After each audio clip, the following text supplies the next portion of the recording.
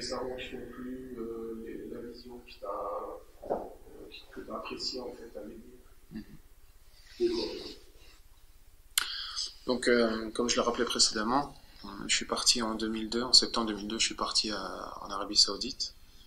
Donc, puisque j'avais été accepté à l'Université islamique de Médine, j'ai suivi le cursus classique. En fait, je suis rentré à l'Institut de langue, où j'ai étudié pendant 3 années. Donc, j'ai fait les 4 niveaux de l'Institut de langue. Et pendant ces 3 années, j'ai rencontré bien évidemment beaucoup de frères, beaucoup de musulmans qui venaient du monde entier, puisqu'à l'Institut de langue, on était 110 nationalités différentes. Donc j'ai pu côtoyer beaucoup de musulmans. J'ai pu aussi rencontrer des savants, beaucoup de savants, comme par exemple le Cheikh Al-Abad ou le Cheikh Shanqiti à Médine. Et j'ai été très, très touché, très impressionné par leur comportement. Des gens qui avaient beaucoup de science, et qui étaient très respectueux, des gens humbles. Et vraiment là-bas, donc là-bas j'ai vraiment trouvé l'islam simple finalement, très simple, et une vision bien différente de celle qu'on veut nous donner ici en Occident. Par exemple, avant que je parte donc en Arabie, j'avais lu un article dans Le Monde, un journal très réputé en France, ils avaient fait un reportage sur cette université. Vraiment, il la décrivait comme, je me souviens la formule, le chaudron de l'islamisme. Et en fait, là-bas, j'ai trouvé bien entendu le contraire de ça. J'ai rencontré beaucoup de musulmans. Ce qui m'a touché, c'est la simplicité des musulmans, leur comportement, et la science, et toute la science qui se trouve à Médine. Donc c'est ça qui m'a beaucoup touché. Quand j'étais en Arabie, surtout d'abord, donc comme on l'a rappelé précédemment, je suis allé à la mosquée. J'ai commencé à aller à la mosquée à Genève, donc en Suisse. Et là-bas, j'ai rencontré une personne qui était convertie depuis de nombreuses années et qui m'a très bien expliqué l'islam. Donc pour moi, dès le départ, l'islam a été simple, toujours très simple, commençant par la croyance, les bonnes œuvres, le comportement. Mais vraiment, j'ai rencontré aucune difficulté dans l'apprentissage de l'islam. Et c'est des choses que j'ai retrouvées en Arabie aussi. Vraiment, j'ai toujours su faire la différence entre l'islam, donc ce que dit Allah et son prophète, sallam, et les musulmans. Parce que malheureusement, on vit une époque assez difficile, où beaucoup de musulmans font beaucoup d'erreurs, beaucoup de péchés. On est vraiment une communauté, malheureusement, qui a un peu le genou à terre. Et heureusement, moi je remercie Allah parce qu'il m'a fait comprendre, de prendre comme exemple, de prendre comme source, de toujours prendre comme référence le prophète sallallahu. Le prophète, les compagnons, les générations qui ont suivi les compagnons. Et lorsqu'on a comme référence ces gens-là, on ne peut pas être malheureux, on ne peut pas être mal guidé, on ne peut pas être tombé dans l'erreur. Donc c'est ce qui m'a permis de faire beaucoup de différences avec les musulmans. Parce qu'il y a beaucoup de gens qui se convertissent. Par exemple, les gens qui ne sont pas musulmans, ils regardent l'islam à travers les musulmans. Et parfois on est choqué, on est triste quand on voit notre comportement. Par exemple, quelque chose de simple, si vous venez en France, dans n'importe quelle prison, vous allez voir que 90% des occupants de cette prison sont les enfants des musulmans.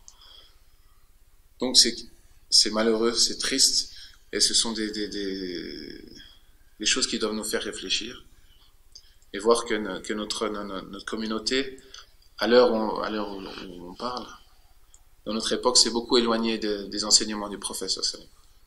Donc c'est ça notre grave erreur aujourd'hui, c'est de nous éloigner des ordres d'Allah et de son prophète, et de tomber dans ce qu'ils nous ont interdit, et de plus suivre ce modèle. Et c'est vraiment ça, et de pas le mettre en pratique. C'est vraiment les erreurs que je devrais trouver dans cette communauté. Après, suivant les origines, suivant les coutumes, il y a beaucoup d'erreurs, des choses qui sont contraires à l'islam, mais le fait de regarder dans le Coran, dans la Sunna, dès qu'on a une question, dès qu'on veut faire quelque chose, en fait, ça nous éloigne d'être touché par ces comportements et de peut-être d'être touché par les doutes ou de ne pas bien comprendre. Donc, en fait, alhamdoulilah, je fais la différence entre l'acte d'un musulman. Pour poser un acte, je regarde est-ce qu'il est conforme au Kitab et à la Sunna. C'est ça la base. Et voilà. Et c'est vrai qu'il y a beaucoup de choses négatives dans la communauté, mais il y a aussi beaucoup de choses qui vont bien, beaucoup de choses qui nous réjouissent. Et à l'heure où le monde va mal, où finalement les gens ne croient pas, les gens ne font pas le bien, les gens sont égoïstes, les gens rejettent cette vérité, les gens rejettent cette lumière qu'est l'islam. Donc il y a quand même il y a beaucoup de gens qui avancent, beaucoup de gens qui sont pieux, beaucoup de gens qui font les bonnes œuvres. Et le musulman, où qu'il soit, il rayonne, et il doit rayonner. Et dans cette société, on le voit, les gens qui pratiquent, les gens qui sont soumis à Dieu, sont des exemples. Donc c'est vrai qu'il y a certaines choses qui sont mauvaises, mais il y a beaucoup de bien dans cette communauté. Et finalement, tout est logique. J'ai rencontré vraiment aucune difficulté pour la compréhension de l'islam. Tout est simple. Vraiment, tout est simple.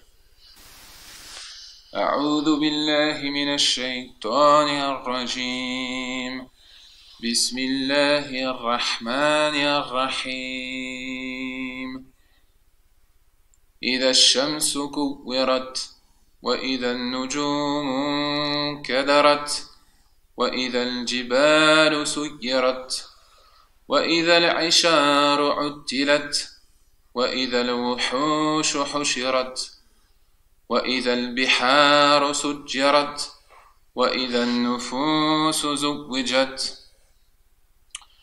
وإذا الموءودة سئلت بأي ذنب قتلت وإذا الصحف نشرت وإذا السماء كشطت وإذا الجحيم سعرت وإذا الجنة أزلفت علمت نفس ما أحضرت فلا أقسم بالخنس الجوار الكنس والليل إذا عسعس والصبح إذا تنفس إنه لقول رسول كريم ذي قوة عند ذي العرش مكين مطاع ثم أمين وما صاحبكم بمجنون ولقد رآه بالأفق المبين